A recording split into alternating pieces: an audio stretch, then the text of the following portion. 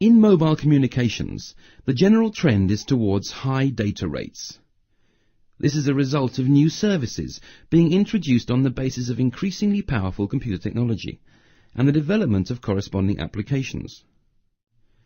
This will show in the applications that are being developed on the basis of UMTS. For example, multimedia applications for user equipments, such as video telephony and video conferencing, will be offered to a greater extent.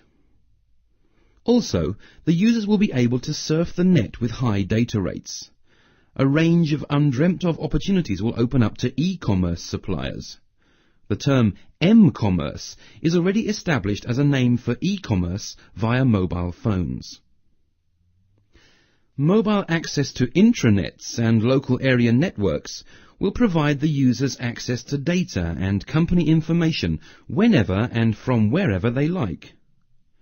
This could be useful to salespeople on the road, for example, who will be able to check if certain articles are in stock and place their orders on the spot.